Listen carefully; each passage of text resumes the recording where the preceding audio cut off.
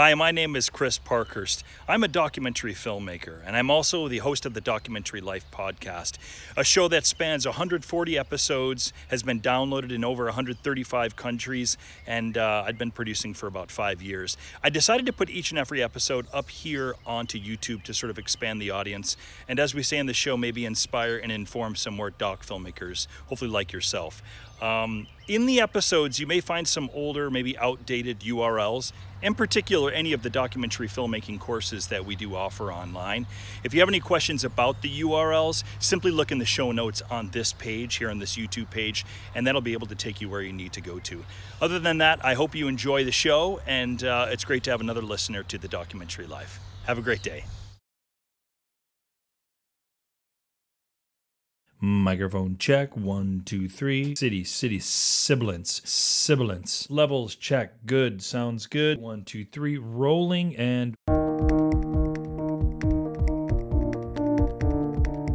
We were really careful about what type of camera we used and also how close we shadowed the family. Like even when we are filming Ying's family in the US, it totally feels very, very different from what I did before. This is a very sad film, for the audience. And for them, this is probably the worst moment in their life. Hello and welcome to the Documentary Life. This is a show that sets out to inspire and inform you on how to best live and lead your own documentary life. I am your host, Chris G. Parkhurst, and this is episode number 126, and it is brought to you by Barong Films, proud creators of documentary film, the Documentary Life podcast, and the monthly The Documentary Life workshops, your opportunity to join a group of doc filmmakers for 2.5 hours and engage in a workshop led by yours truly. Stay tuned to today's episode to learn about a special deal that will be running this month.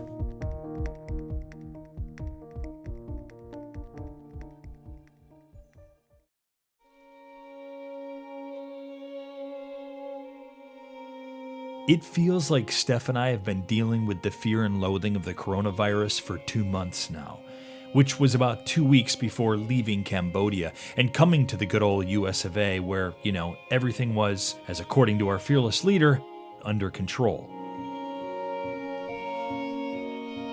Actually, at that point, we were still a few weeks before COVID-19 was a bit more on Americans' consciousness.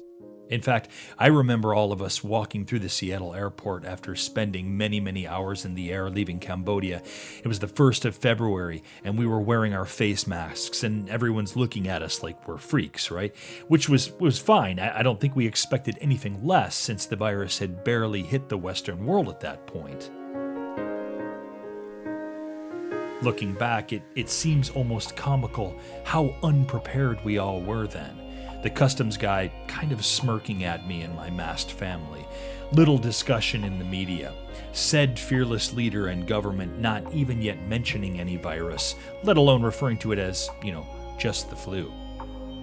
It seemed like we had left one part of the world that was unprepared, but quickly implementing life changes, to another part of the world that was unprepared, soon to be implementing some life changes.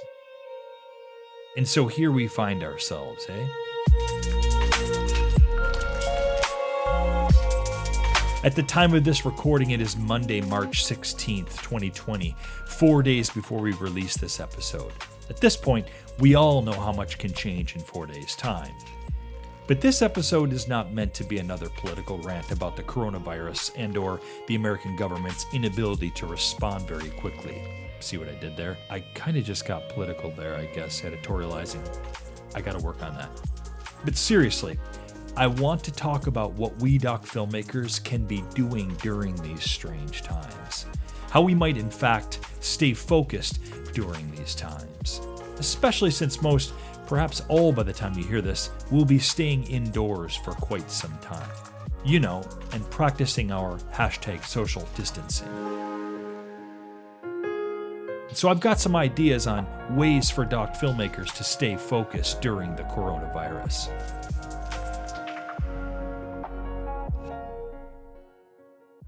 The first one I'll mention is something that many of you may already be doing, and if not, perhaps it's time to grab a pen and notebook and start doing it. Yes, I'm talking about journaling, writing down some thoughts, observations, to-do lists, whatever. The idea here really should be about taking some time with yourself to properly collect some thoughts. That is, slow the thoughts down, especially since most of us are being bombarded by stories of COVID-19, whether through our social media, our televisions, the internets. And sift through all of the cacophony of thoughts that are swirling madly around in our brains, and kind of processing them on paper. There's just something wonderful that happens with our brains when we take a pen or pencil in hand and begin writing things down on paper.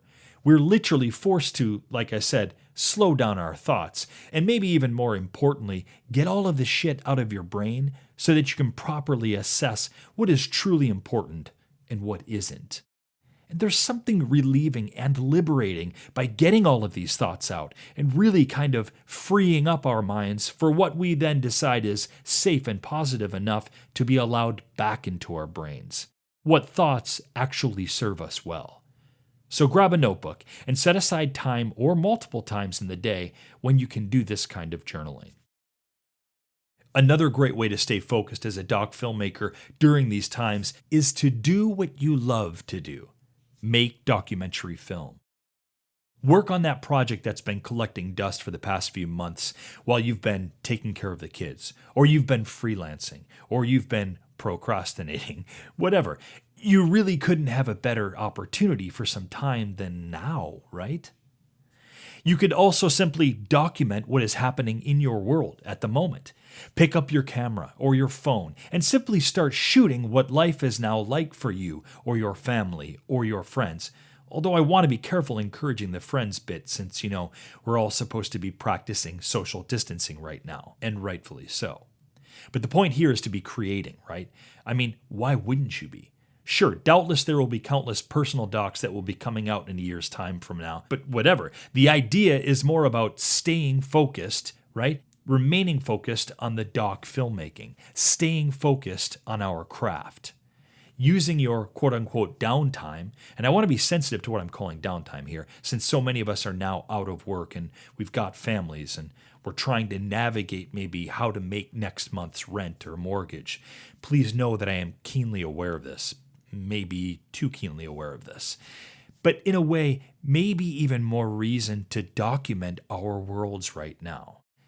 And who better to do this than us? Another thing that is going to help us stay focused on our doc lives right now is exercise. Because all of this time that we're going to be hunkered down, I think it's going to be critical we become aware of the needs of our bodies, or at least stay aware of the needs of our bodies, and more specifically, movement. Keeping from getting sick is naturally on everyone's minds right now. And while it is easy to forget this, exercise is a big part of our health too. Maybe a good time to dust off that treadmill you bought a couple of New Years ago, but never actually unboxed. Or you have a set of weights in the basement. Or you can roll out the yoga mat. Steph has the kids doing yoga videos from YouTube, and no, I won't be posting these yoga videos in the show notes, but I'm sure you can do some YouTube searching on your own. There are plenty of things that you can do right at home. Stretches should be mandatory. Maybe some push-ups. Sun salutations. I've started running again since I couldn't really do much of it in Cambodia very easily. I know. It's in the outside world, but I'm not really coming into contact with anyone, right? Certainly not in any groups of people. And running not only helps me physically, but it helps me mentally. The sifting of the thoughts, if you will, that I was talking about earlier. Get some movement in your body going. It's super important. Your heart, your mind, your body needs it. So that's helping to keep the body fluid and focused. And so the last thing I want to talk about is keeping your mind focused. To keep learning, educating yourself. Of course, it could be any topic, but in our case, let's talk doc filmmaking, right? Now, there are a couple of ways in which you can do this. Reading is, of course, a great way. If you're like me, you probably have a handful of filmmaking books that you bought when they came out because they seemed like a great thing at the time, but then you never really found that time to actually read any of these books.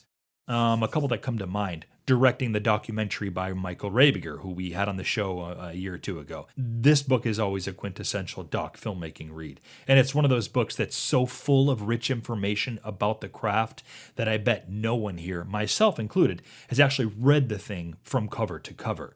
So that's a book you can pick up. Or maybe Sheila Curran Bernard's documentary storytelling. That's one that's still sitting on my shelf, barely creased, that I always pass by and think to myself, I can't wait to get to that one. And then something comes up and I don't get to that one. Actually, I should try and get Sheila on the show, shouldn't I? Anyhow, so yeah, great time to get some doc filmmaking reading done.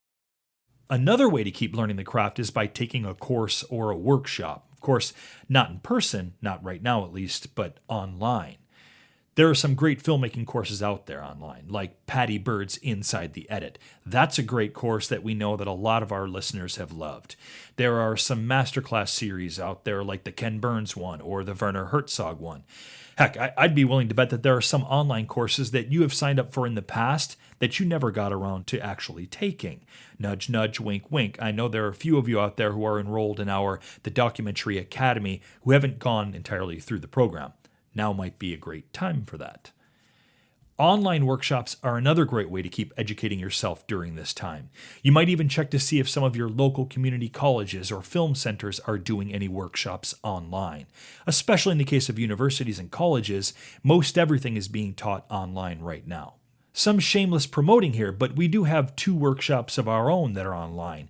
The Going Solo with Your Documentary Filmmaking workshop and Documentary Filmmakers Crowdfunding 101 workshop. In fact, we have decided to run a special for the next couple of weeks because we know that a lot of you will be home, and we want to help keep you engaged with the documentary community. These workshops are a great way to do this. I can talk more about this and share our special deal during the break. Seriously, all shameless promoting aside, these are an excellent way to pack in a workshop and to connect directly with me and other doc filmmakers in the workshop. Okay, so I hope that this list of ways for doc filmmakers to stay focused during the coronavirus has helped you. Feel free to share some of your own with us, either by leaving a comment in the show notes for this episode or in our community Facebook group. I'm sure there are some great ones, and it'd be lovely if you could share them with the rest of us. Next up, we'll be talking with first-time doc filmmaker Jenny Shi, whose stunning film Finding Yingying was set to premiere this week at South by Southwest, which of course was recently canceled due to coronavirus events. We'll talk about that and so much more after the break, as we continue living and leading the documentary life.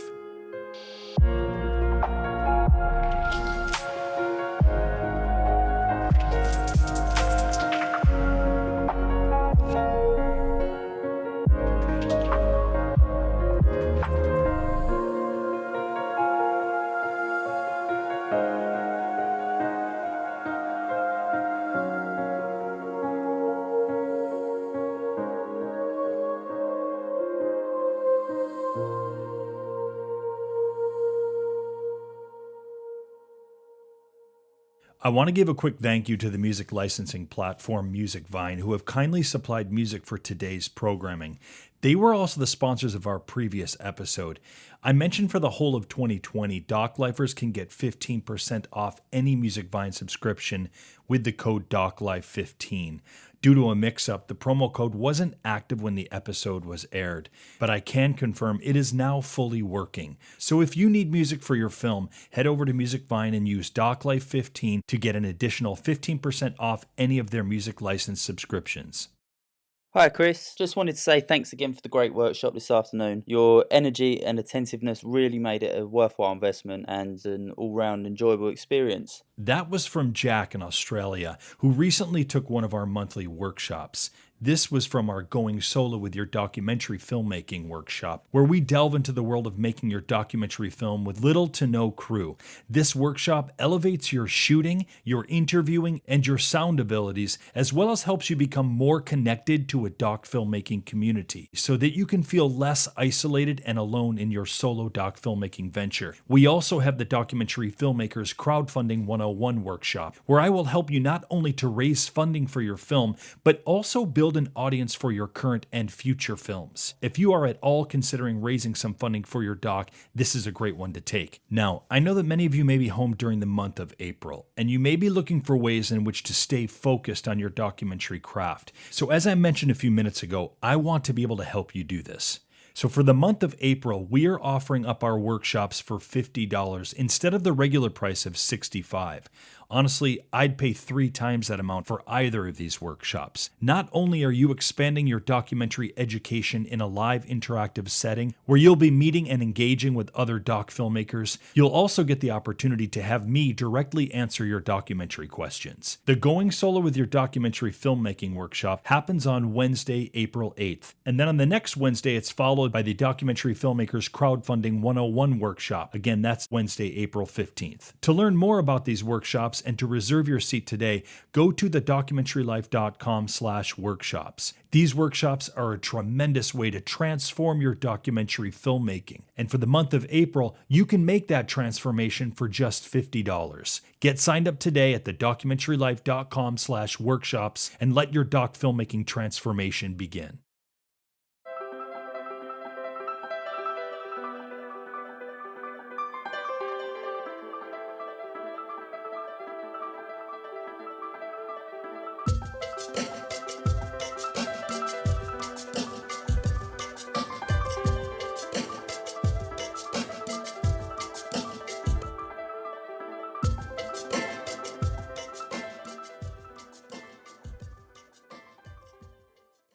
I'm excited to bring on first-time documentary filmmaker Jiayan, or Jenny as she's known here in the US, Shi, the documentary filmmaker behind Finding Yingying, which was set to premiere this week at South by Southwest.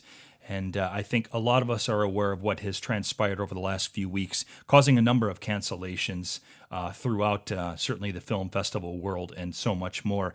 First of all, Jiayan, ni hao, and welcome to the Documentary Life. Thank you, Chris, for inviting me. Absolutely. I'm excited to have this conversation, and I have been for quite some time. I'm glad that we were able to make it happen. I guess the first thing I'll ask you is, how are you doing these days? How are you dealing with the coronavirus at this point? How are things personally, and of course, having family in China, as well as professionally? What's it like for you right now? Yeah, so basically right now, I'm just spending all my time at home and, just avoid, going outside.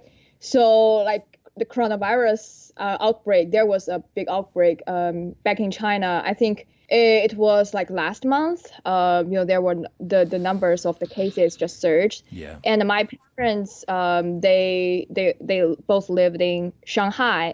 They are in Shanghai, and I think that city we have enough medical resources, so they are probably fine there, but I'm still very worried about them. And I heard about the situation through the media and all the news coverage. It was really, really wild at that time, and I just kept reminding them stay at home, and if you really want to buy something, just to order something and have someone delivered to home. Just don't go outside. And at the time everything was fine here in the US, and I believe it was also fine, the rest of the world. And I just feel like things just changed rapidly. So, like a month after, like my parents, right now they're doing the exact the same thing that I did a month ago. So they were. Yeah, they're telling you to stay in and to stock up your shelves, right? Yeah, and asking me whether I need like masks or toilet paper so they can, ship it to me. So yeah. And for me, as a professional, it did affect, me, and especially the film itself. Yeah. We were supposed to, premiere the film at South by, and now it canceled. And then we had other film festivals, but so far they were all canceled, and we were just, waiting for what's next. But we, all our team members, we just think right now health is the priority. So we totally understand why they made a decision to cancel the film festivals, and we also really appreciate all the organizers and their efforts to setting up those amazing fests, although they were canceled. but we still really appreciate them. And also, I just feel everyone just stay safe to my fellow filmmakers, everyone. So right now it's very special time and also a very difficult time for us. But I think what we can do is really, take care of ourselves. And then we can, when everything is done, we can work on our project. I hope there will be, I will be able to find a home for my film. So yeah, so that's how I feel. So let's back up a little bit. Often what we do on the show is we talk about sort of, to give us some context, we want to find out where our doc filmmakers came from or how they came to doc filmmaking. What's interesting about this, it would seem like for you, and you're going to help me with this, is that you came to doc filmmaking in a way through these horrific events that would happen in really in your life in many ways. Talk a little bit about that. How that came to be and how doc filmmaking brought you to finding Yingying. Sure. So I came to the States 4 years ago as an international student. So I finished I got my bachelor's degree in China in journalism. And then I decided to study abroad right after that. And I was enrolled in a journalism program at Northwestern University. And at that time, I took a lot of video journalism classes and also documentary courses. So in my last quarter of my graduate program, I took a documentary journalism class. And Brent Huffman, now he's a producer of my film Finding Ying. And at that time, he was my professor. So in my last quarter of, at my school, Yingying's, disappearance happened. So this happened when I was still at school. Yeah. And at that time, it was really huge among the Chinese students in the U.S. So everyone was spreading the words and trying to find her.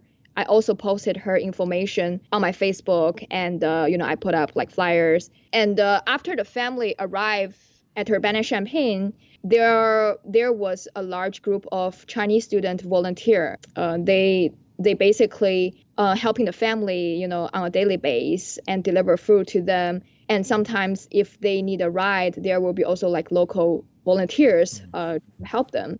Again, I was still a student at that time, but I also heard that many people, even from Chicago, and they drove to Champaign to visit the family. So it wasn't very, so Chicago is not very far away from Champaign. It's only 2-hour drive. Yeah. So I also went down to Champaign and to see, what I can help. And I reached out to the volunteer group at Urbana-Champaign and found a volunteer whose name is Shiling Sun. So he's also a student at that time, but he's a U of I student, and he's helping the family. I just met him, and I also met other volunteers, and I got a chance to meet the family. So at the very beginning, I didn't think about, making a documentary on this case or whatever, what I'm going to do. I just want to meet the family and to see what I can help. And after, visiting the family for several times and really get to know more about them, and I'm wondering, what I can do to help them in some way. So I'm thinking about, people have money, they just donate to the family or just help to buy some groceries for the family. And I have camera and I have the journalistic skills I learned at school. So I just asked them, if I can, use my camera to do something like documenting what's going on right now. And for them, Ying's family feel like it's meaningful that if I can document something, about Ying. So that's how I started. And so basically, again, I didn't think about, I'm going to make a feature film because we just didn't know what's going to happen. And everyone hoped we can find Ying maybe probably in 3 days. And, it's a happy ending, it's, everyone, she's safe. We just find her. So we're hoping that. But later on, I think it's just 3 weeks later, the FBI, they arrested the suspect and they made a statement saying that they don't believe Ying is still alive. So I realized that it's gonna, the whole story totally changed the direction, and it's gonna be something very, very different from what we expected. Yeah. So at that time, I'm actually thinking about I'm going to keep following the story, and probably going to be a documentary. And I basically just practice, not really practice. I'm just applying whatever I learned at school to document the story and to document Ying's family's life. And I think at the end of the quarter of my graduate program, I made a student film. It's around like 20 minutes. So that's something I finished as a school project. But after I graduated, I still kept following Ying's story.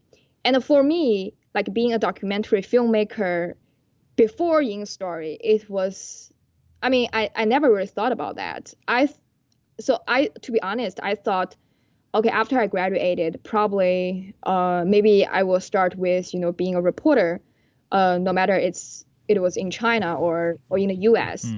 It was really Ying's story. I just feel, okay, I want to tell this story, and I just kept following the story and kept doing it.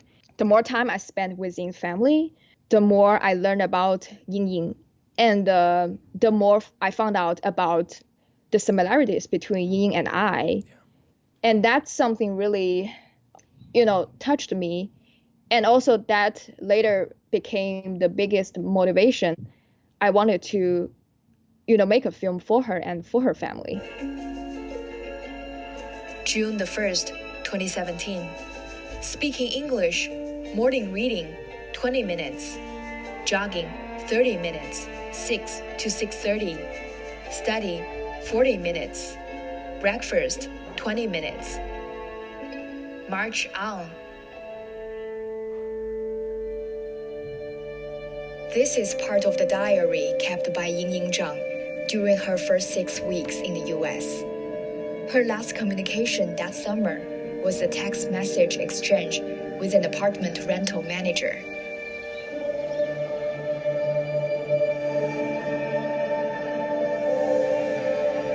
What did the family think of having the camera around? Or maybe better put, how did you ultimately approach them with this becoming now a full-fledged documentary project? How did you approach them, and what were the reactions?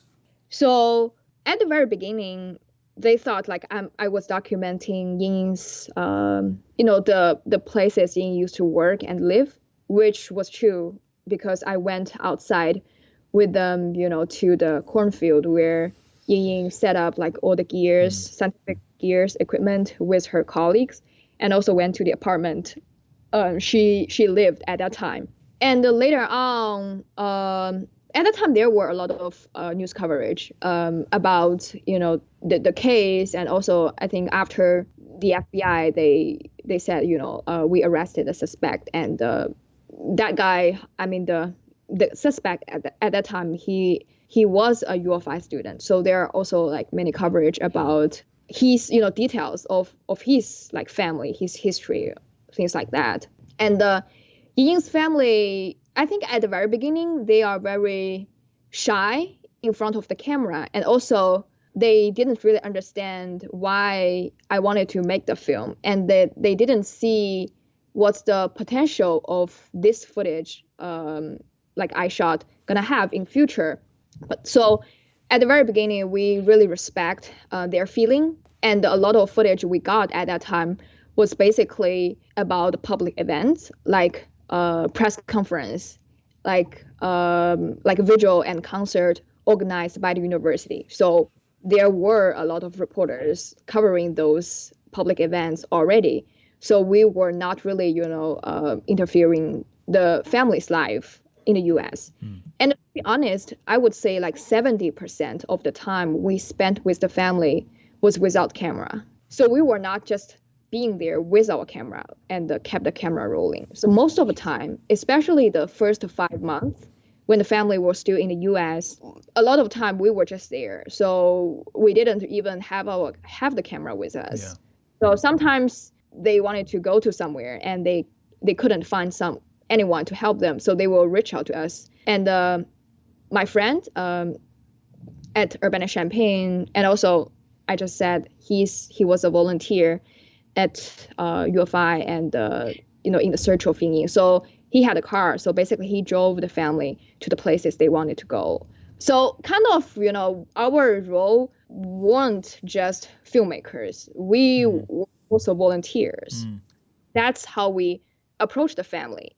And later on, I think the more, like, the longer they wait, they just realize that, in this case can be solved in a short period of time. And they really need exposure in the public because they didn't want people to forget about them and forget Yingying. So I think at that time they started to be more open to, any press or like media, and also as well as us. So they were allowed us to shadow them more. And since we spend a lot of time with them, they are quite comfortable with us, like being there. Right. But there were still some situations that, because I filmed with an Sony FS5, I thought it was small enough. But in some situations, the family still feel that's too big. Yeah. So we have even like smaller cameras. So like production wise, it was challenging at that time because they don't like being chasing with big cameras or like sound gears, things like that. So we don't have like long big boom mics, things like that. So we just try to keep, if it's in an intimate environment, we would just respect the family. So if they said like they don't want to be filmed, we will definitely stop.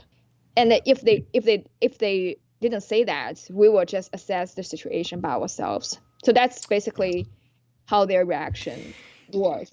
And we talk about that a lot, Jiayan. We talk about that a lot here in the program, this idea of, as doc filmmakers, how we may affect situations, how we may affect the doc film simply by our mere presence, the presence of the camera happening in this situation.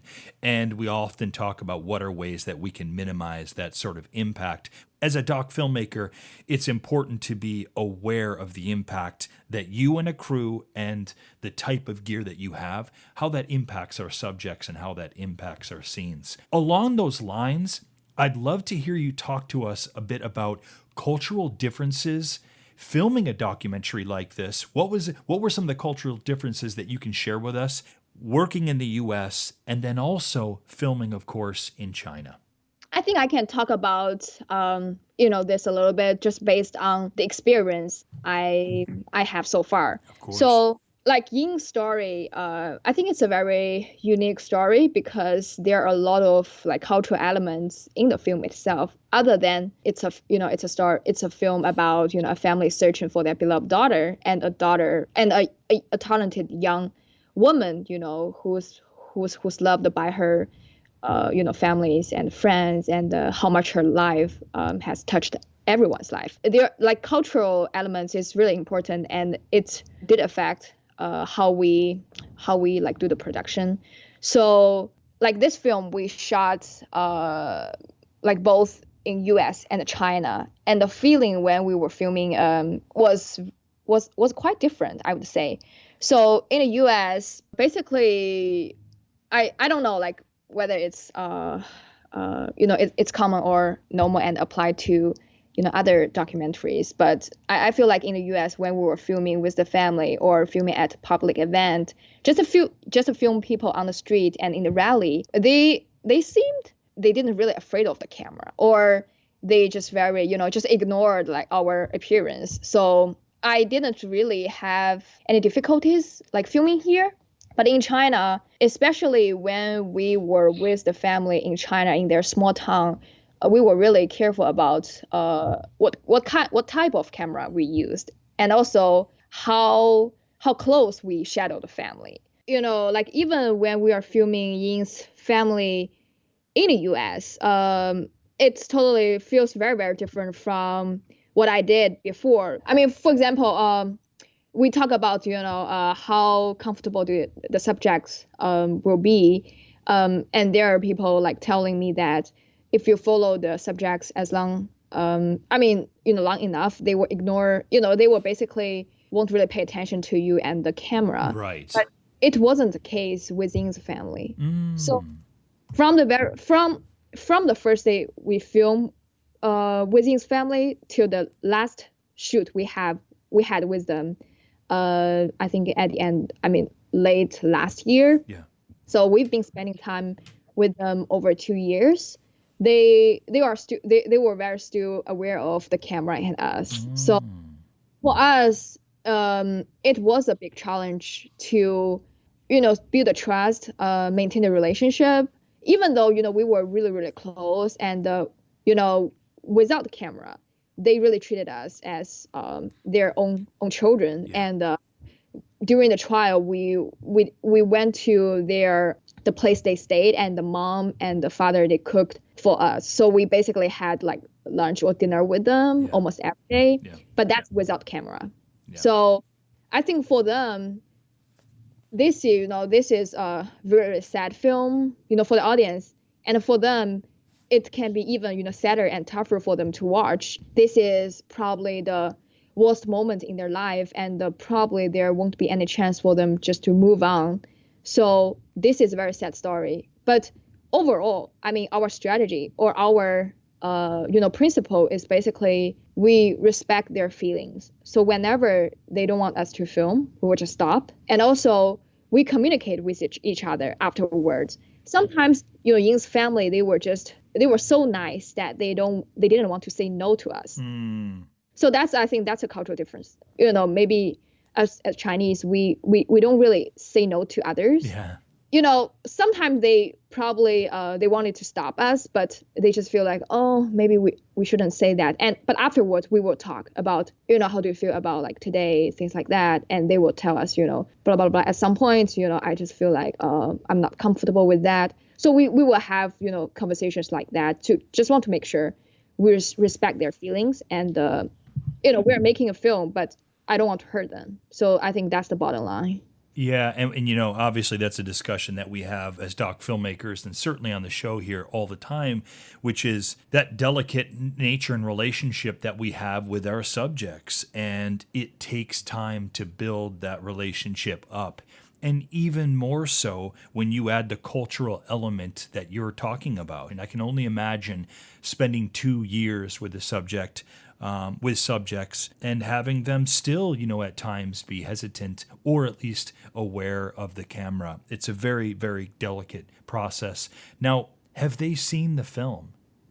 So we sent the film to Ying's boyfriend. Yeah. So through a link. Yeah. Right now, Ying's parents and the boyfriend, they are all in China. At the very beginning, we were thinking about, and that's normally like cartoon films do. So we will sit with the subjects and watch the film with them. So that's our goal. That was our goal. Yeah. So at the very beginning.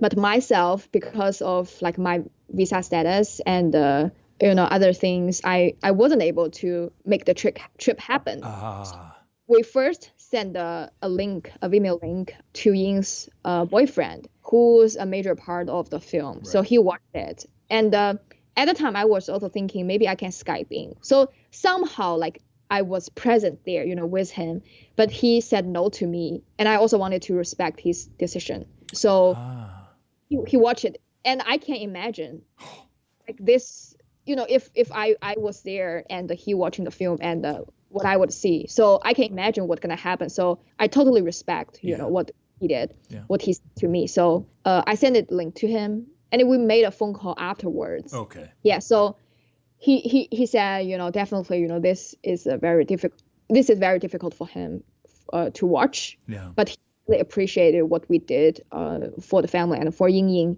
and he feel like we did a great job to extensively cover the whole story. And he also mentioned something that he wanted us to add in the film, some comments in the film, and we did take his suggestion into consideration. But at the same time, we want to make sure that it's not changing the film. Yeah. And it's it's not really, dramatically change the film, and it also doesn't. It's also, lead the film in a different direction. We take that into consideration and made some changes in the film. And in terms of Ying's parents, the film, I think almost a half of the film is in English, and Ying's parents, like, they don't know English, and even if we put on like subtitles, Ying's mom, she can't read Chinese, so for her, it's almost impossible to understand what's the English part. And we also don't want to just throw them a link and let them just to watch. Oh, God, no. God, no. So we were thinking about, okay, right now we showed it to Ying's boyfriend. So what if the boyfriend just visits the family and sit with them and watch the film? So at least he can explain, what's going on. And we feel like in the film, there are a lot of stuff like Ying's diary, things like that. It's so crucial to the film, but they are all in English. So it's very important to let Ying's parents know. But then the whole coronavirus thing happened. So Ying's boyfriend, he wasn't able to travel. And after that, even before that, we actually planned to invite Ying's parents and boyfriend coming to South by. We've already get a visa. We've already got a visa for them. And we were just waiting to, flying them here. And then there's a travel ban because of the coronavirus. Right. And so everything, like later on, the film festival got canceled. So far, Ying's family, parents haven't seen the film yet. But Xiaoling, Ying's boyfriend, already told them what's in the film. And we are still looking for opportunities to show the film to the family before it show it to a general public, broad a large public. Okay. Broad public. So that's still our plan. And, ideally, I want to, sit with them to watch the film. But it's just a matter of, how we can figure it out. Yeah, the logistics behind it, especially nowadays. Moving away from the specifics of the film and talking more about how things like the coronavirus has affected logistics, if you will, let's talk a bit about the closing of South by Southwest and how that's affected you personally and professionally. Of course, Finding Yingying was set to premiere at this year's South by Southwest. How has this impacted you, and how has it impacted your film? What's going to happen now? Yeah, sure. So I think I was in my kitchen when I, received an email about I think it's like maybe a news feed about the cancellation. I was to be honest, I was shocked, and I didn't know what I'm gonna do at that specific moment. So in our team, we just discussed, and we basically didn't really know what to do, because it was I think it's the first time like such big film festival just canceled, and it's a premiere of the film, and we've already shipped all our like posters and postcards to buy, and we're getting ready. It's only a week away, and we are really excited for it, not only because it's the world premiere, and we were able to bring Ying's story and her family story to the world, but also it would be the first time all the crew members meet. So a lot of us just work remotely, so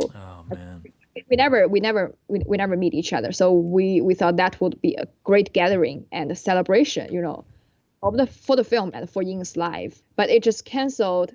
And at first we didn't really know what to do, but very soon we realized that, okay, it's not just us. There are also a lot of filmmakers being affected by this. Right. And so thinking about the organizers at South by, all the staff who's been putting these amazing filmmaker together like for such a long time, and it has to go on. So I think we just express how we feel on social media, and really to support each other. And I think later on there are a lot of press and also organizations, I would say doc organizations. They came up with a lot of ideas, options to support those films and filmmakers being affected by South by. So we really, really appreciated that. And our plan was basically we're still going to continue our festival run before they got canceled. But right now we know that there's nothing, like no film festival would happen, at least in spring and summer. So so right now we are just like waiting for notice for some film festivals, and also we keep submitting the film to different film festivals. And we are also, because we really want to bring story to the world, and we are, talking to, there are a lot of like bloggers and the press. They are so nice, and on Twitter they just said, send us links.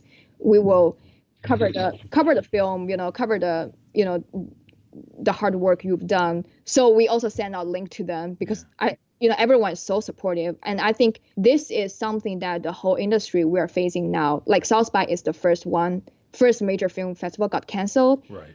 Now we have more and more and more. Yeah, it kind of fell like dominoes. Yeah, so we didn't really know what's going to happen next. And I believe, everyone in the industry, we are also trying to figure out, and no one knows, how this situation will play out eventually. Yeah. But what we can do right now is just to stay positive and really support each other, because, that's why I really like documentary filmmaking, because everyone I met is just so nice and so supportive, and also especially really nice to first-time filmmakers, really, really supportive. And I got a lot of suggestions and advice from experienced filmmakers when they learned that, my world premiere got canceled at South by. So really, really appreciate it. Talk a bit about how someone like Kartemquin, how they've supported you during this important time.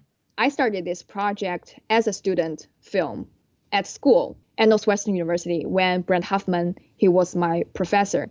And at that time, he gave me a lot of like suggestions and guidance, both creative wise, and also how can I connect my, film to other people in the industry. And actually, it was him suggested me to apply to a fellowship program called the Diverse Voices in Docs Fellowship program at Kartemquin Films. Yeah. So that was the first time my interaction with Kartemquin. And I was very lucky. I got the fellowship.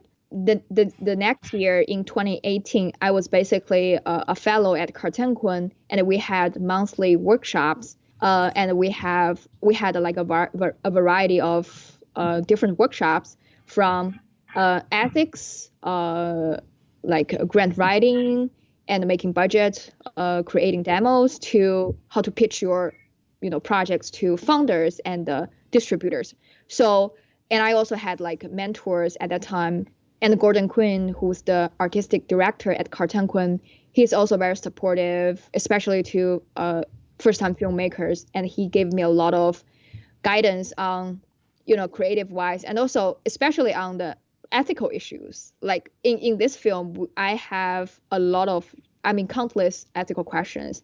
And I would always like ask him, and Gordon will, tell me, like, in this situation, what is, wrong, what is right, and really help me to navigate those difficulties I met in production.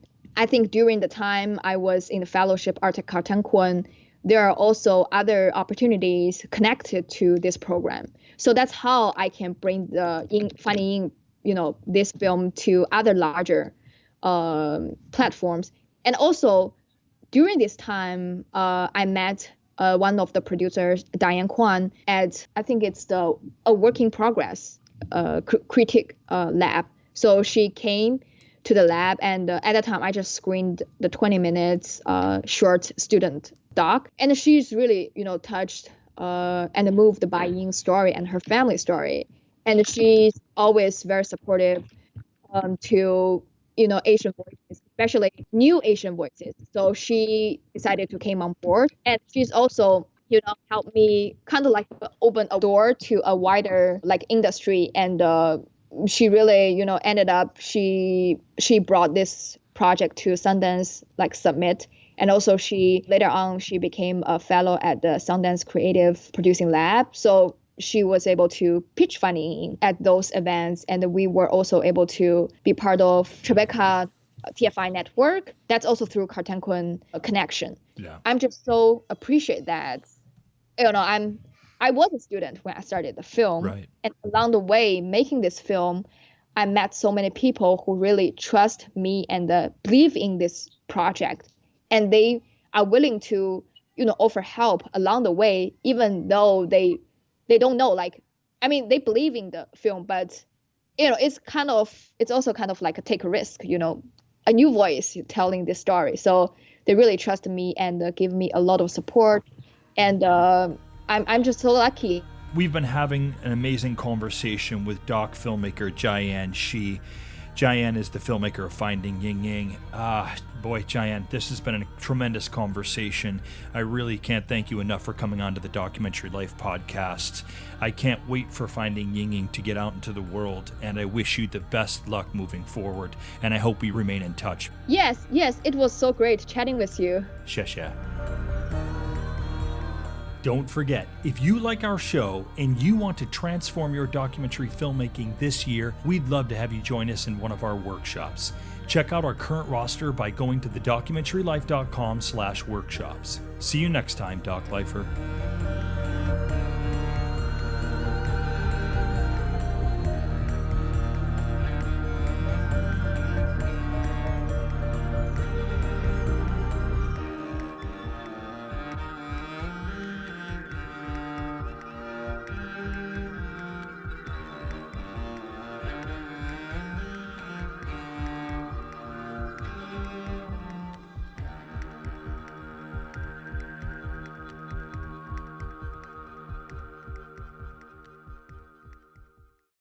Thanks again for listening to the show, and remember to like and subscribe to this channel.